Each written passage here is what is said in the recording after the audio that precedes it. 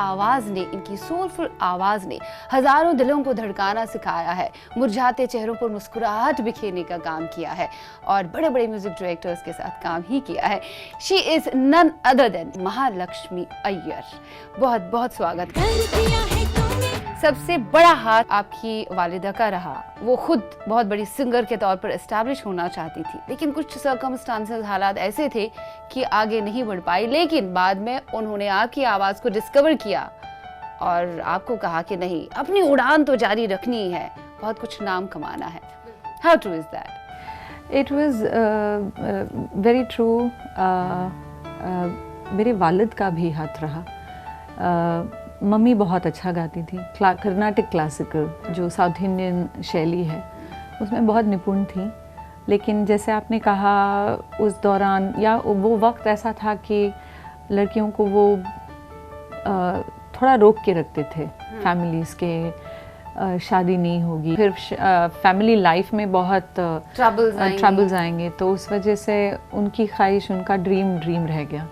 तो जब हम बड़े हो रहे थे, मैं और मेरी बहनें, उन्होंने म्यूज़िक तो जैसे फैमिली में इतना ज़्यादा था, पापा भी म्यूज़िशियन नहीं थे, पर म्यूज़िक का इतना शौक़ था उनको कि घर पर म्यूज़िक का माहौल हमेशा बना रहता था। सुनती है ये फिज़ा, सुनती है ये ज़मीन। तो एकदम सही हमको हिंदुस्तानी क्लासिकल की तालीम हमें मिली।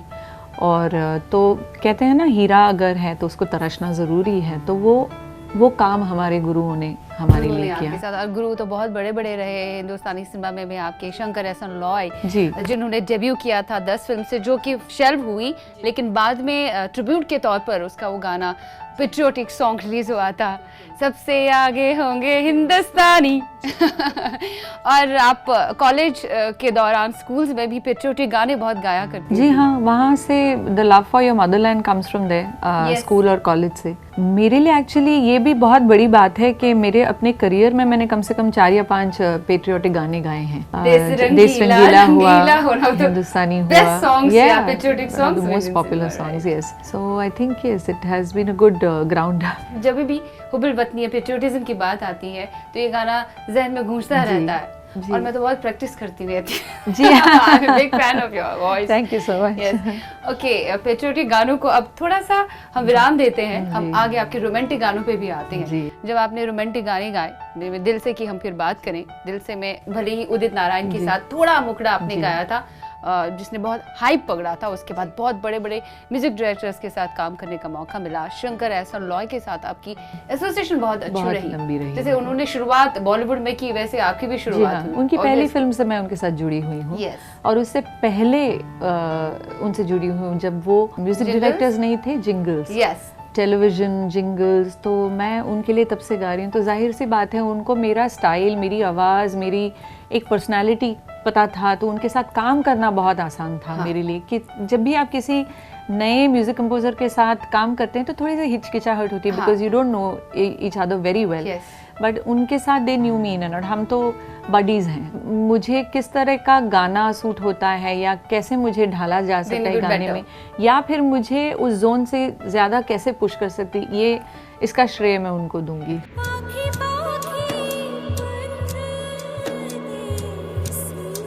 जितने भी बड़े बड़े टेलीविजन सीरियल्स के जिंगल्स हैं, उस जमाने में पहले तो दूरदर्शन बहुत ज्यादा पॉपुलर था, बड़े बड़े सीरियल्स के मतलब शीर्षक गीत में, हाँ, सो आप ही ने जिंगल्स वगैरह गाए हैं, तो वो दौर भी बहुत अच्छा रहा होगा, उससे तो आपने काफी कुछ सीखा बहुत ज्यादा, क्योंकि ऐसे ऐसे लोगों के साथ काम करने का मौका मिला।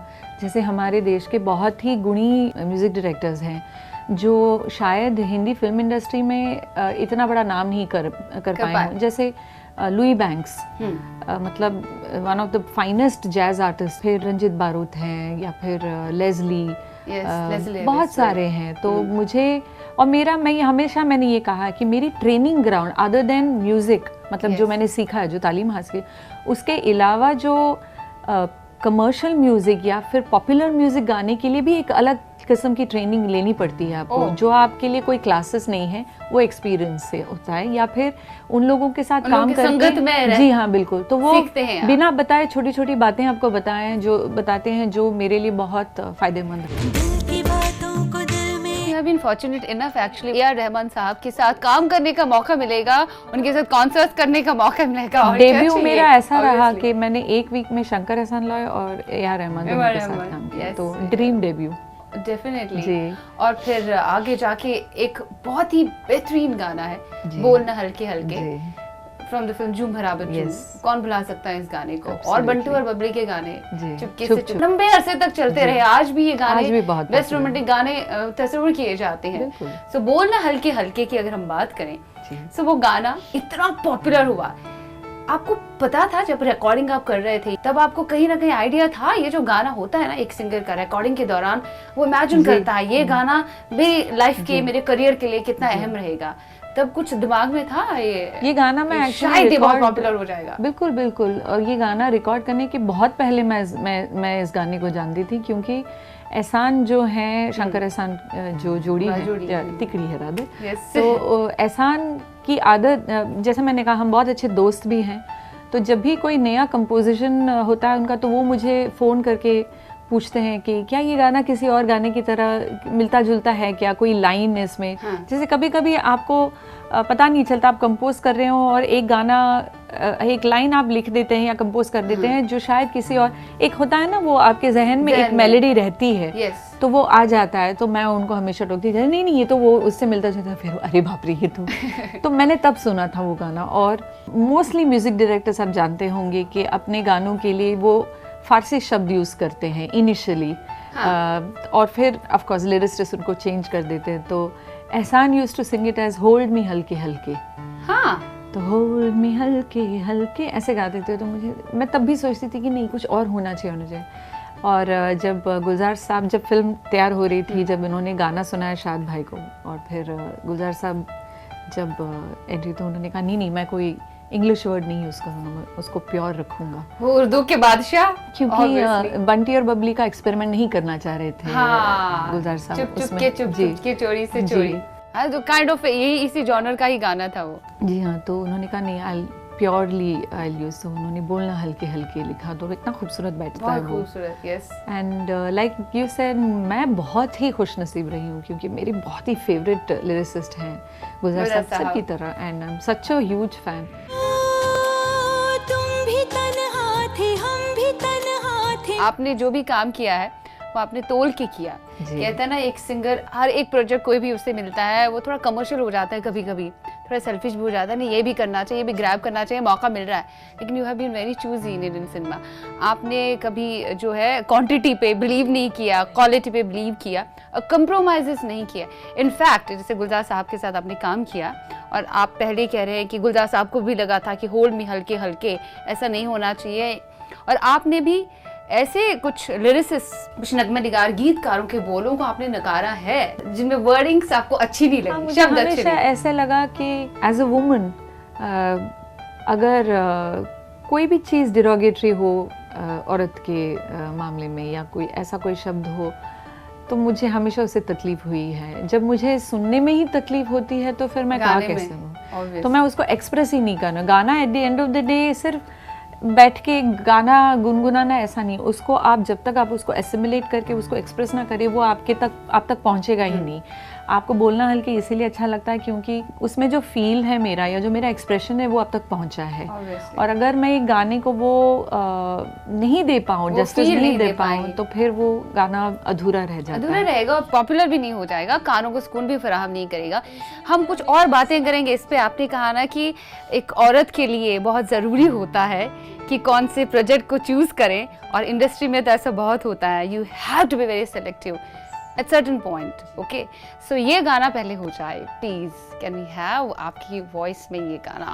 हाँ नींद का सौदा करें, एक ख्वाब दे एक ख्वाब ले, एक ख्वाब तो आँखों में है, एक चांद के तकिए तले, कितने दिनों से ये आसमां भी सोया नहीं है, इसको सुला दे, बोलना हल्के हल्के, बोलना हल्के हल्के, होंठ से हल्के हल्के बोलना हल्के हल्के। फिलहाल हम हल्के हल्के नहीं बोल रहे हैं हम ऊंची आवाज में बात कर रहे हैं और आप अपनी जुबानी बहुत सारी बातों का खुलासा कर रही हैं। तो यहाँ पे एक काम करते हैं, छोटा सा ब्रेक ले लेते हैं। We will be seeing you guys right after short break.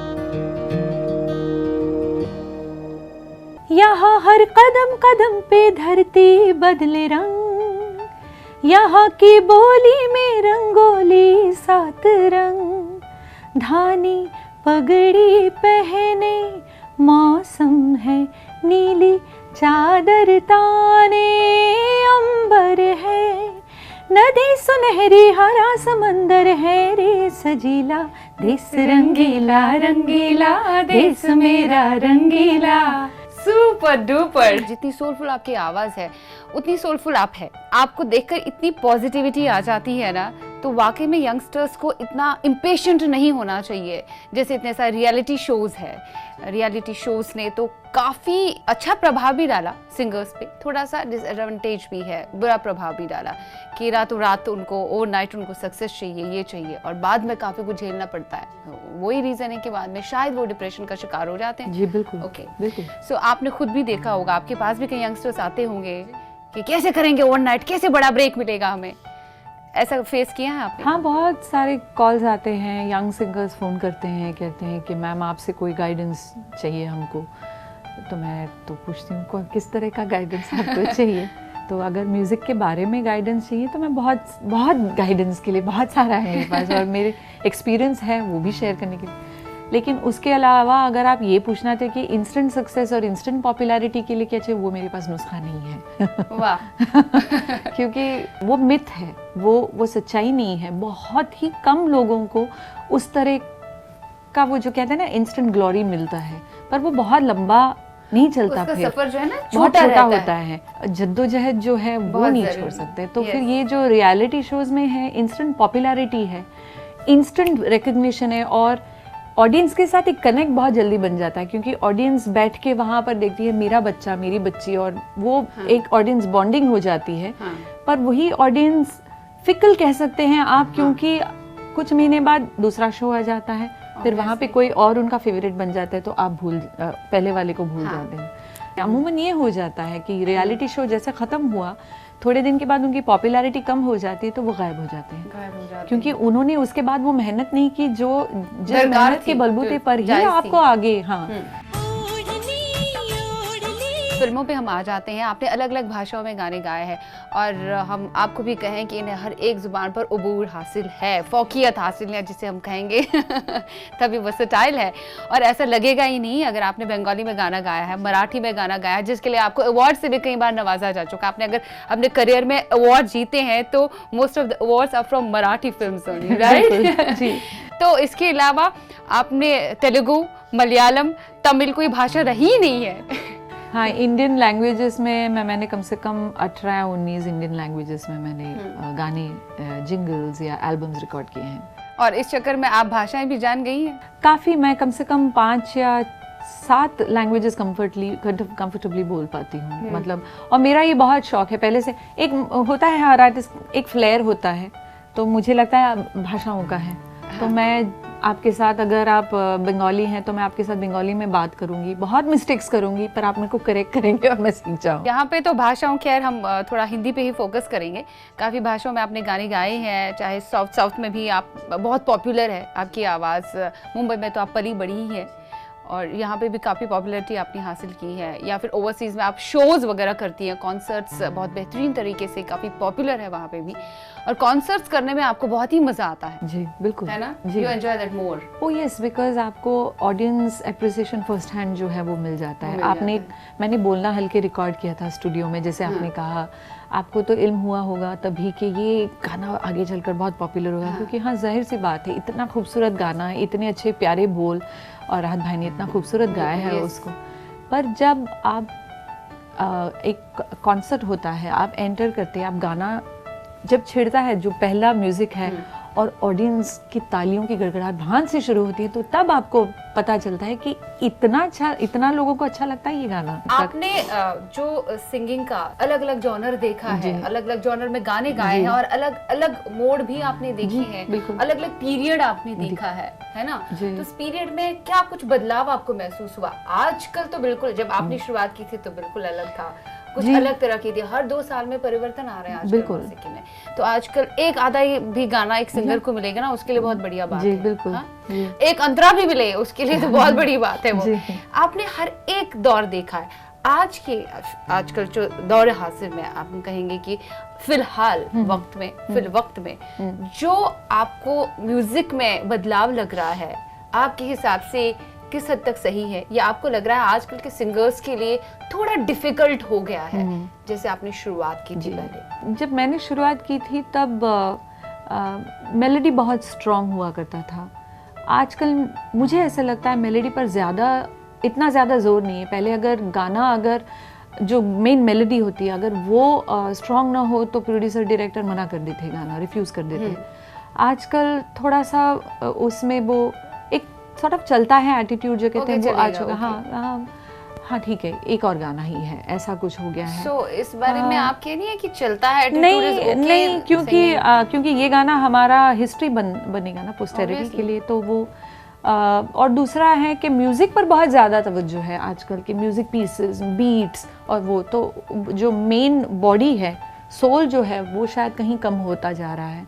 तो हालांकि ये भी सिंगर है जो गाने, मैं म्यूज़िक की बात कर रही हूँ, मेलोडी की बात कर रही हूँ। सिंगर्स के मामले में मैं ये कहूँगी कि जो चैलेंजेस हमें मिलते थे तब जब मैंने शुरुआत की, जो जैसे बोलना हल्के हुआ या फिर कभी शाम, चैलेंजिंग सॉन्ग्स आजकल बहुत कम हो गए हैं कि जहाँ एक सिंगर को आप सुनेंगे और कहें कि बहुत मेहनत की है इसने, वो नज़र आता है। ये जो डिजिटाइज सब हो गया उसकी वजह से सिंगर्स पर या फिर सिंगिंग की क्वालिटी पर या फिर मेलोडी पर असर पड़ गया है, कहीं ना कहीं आपके जहन में है ये बात? हाँ है, क्योंकि शेल्फ लाइफ बहुत कम हो गई है म्यूज़िक की, कि अगर आप एक एल्बम लेते हैं तो वो 1 महीने के अंदर गायब हो जाता है। हाँ। पहले ऐसे नहीं था, एक एल्बम को लोग 4-8 महीने सुनते थे। अभी भी आप पॉप एल्बम्स की बात कीजिए, फिल्मों का गाना वैसे भी यहाँ वहाँ बजते रहता है, पॉप एल्बम्स का मतलब इतना ये, फिर भी अभी उस जमाने के जो पॉप एल्बम्स रिलीज हुए थे वो गाने अभी भी लोग गा रहे हैं, लकी अली के हों, कैलाश खेर के हों। पर आजकल की फिल्म के गाने ऐसे हैं कि आपने 2 महीने पहले जो रिलीज हुआ था आपको परसों याद नहीं रहेगा, क्योंकि शेल्फ लाइफ बहुत कम हो गई है, एवेन्यूज इतने हो गए हैं और लोगों का इतना सारा वो म्यूजिक आ रहा है और इतनी सारी आवाज़ें हैं कि आइडेंटिटी एस्टैब्लिश नहीं हो रही है। बहुत अच्छी बात है, आप इसी तरह से खुशनसीब रहिए, आपको अच्छे म्यूजिक डायरेक्टर्स के साथ काम करने का मौका मिले। So wishing you all very best in your life. बहुत अच्छा लगा आपके साथ बात करते हुए, थैंक यू सो मच। फिलहाल आज के प्रोग्राम में इतना ही। Take care of yourself, be happy always. खुदा हाफिज।